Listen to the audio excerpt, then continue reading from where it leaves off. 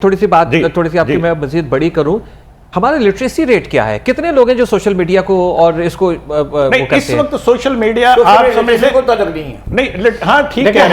हद तक है। मोबाइल अगर इनकार नहीं कर सकते आप। सर लिटरेसी रेट का कोई तलब नहीं सर, ये कर सकते हैं। मेरा जो सबसे छोटा बच्चा होगा ना वो भी उसे भाईजान आप अगर स्वीपर आता उसके पास मोबाइल।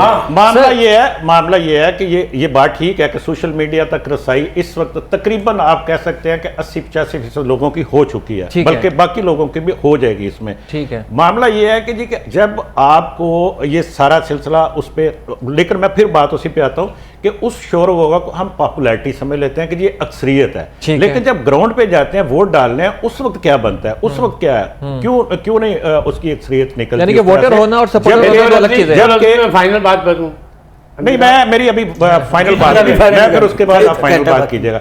मामला ये है कि इस वक्त जो पीटीआई के जो कैंडिडेट जीत भी जाएंगे उनकी सीटें हो सकता है आ भी जाएं, चंद जो भी जिस तरह से जो नजर आ रहा है कि कुछ हल्कों में उनको शायद वोट, लेकिन उनको जो सबसे बड़ा डेंट है, जो सबसे बड़ा बतौर जमात नुकसान है, उसकी तरफ हम बात नहीं कर रहे।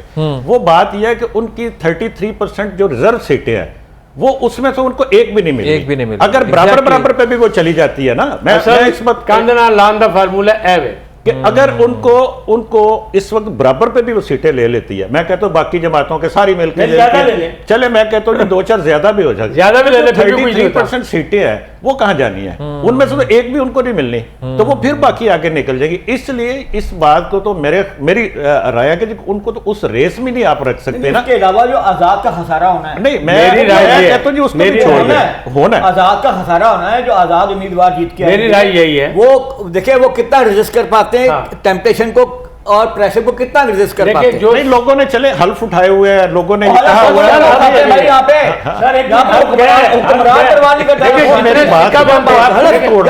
हल्फ की क्या हैसियत है यार, जितना कानून की हैसियत है ना आईन की हैसियत है कोई। जितने सिक्का बंद थे वो तो चले गए छोड़ छाड़ के, बड़े बड़े जुल्फे। अब बेचारे बच्चों को आपने डरा धमका के जो हल्फ उठवाए तो वो रहेंगे उस पर।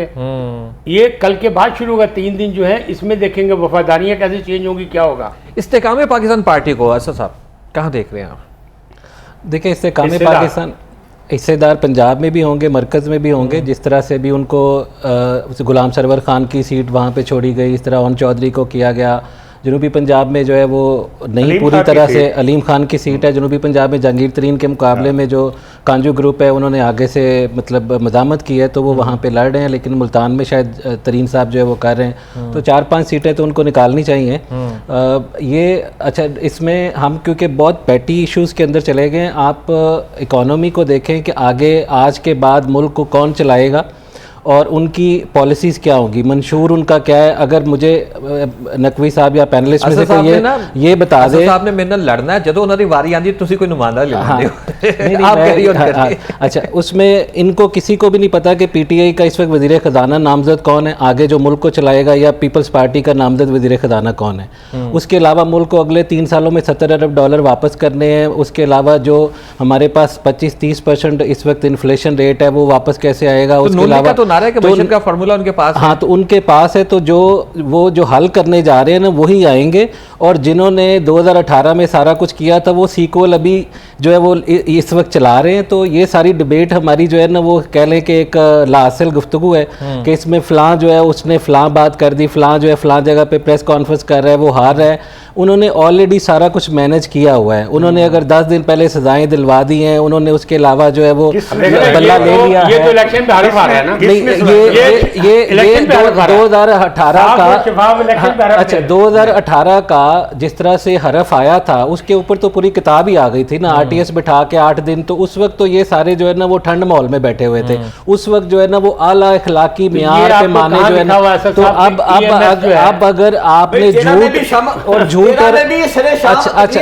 और प्रोपेगेंडा रात के 11:25 पे मियां नवाज शरीफ जो है बालकनी में आए थे, उन्होंने आके ये कहा था कि मैं ख्वाहिश रखता हूं कि हमें सादा एक शरीयत मिले, मुझे भारी मैंडेट दिया जाए। अच्छा ये बात तो आज उन्होंने 12 बजे कर दी है, आज अभी 12 बजे कर दी। अगर एस्टैब्लिशमेंट जो है उस वक्त साथ होती तो वो फौरी तौर पे धरने क्यों करवाती इमरान खान से, उस वक्त उसके जो है वो नवाज शरीफ के हालात इतने साजगार होते। तो हमारा जो आज अभी मौजू होना चाहिए कि आगे मईशत किस तरह से चलेगी, मुल्क शाम के बाद कौन सी पार्टी कितनी सीटें लेगी, और उसके बाद उनमें से कौन से लोग हैं जिनको सूबा संभालना चाहिए, किनको मरकज में जो है वो संभालना चाहिए।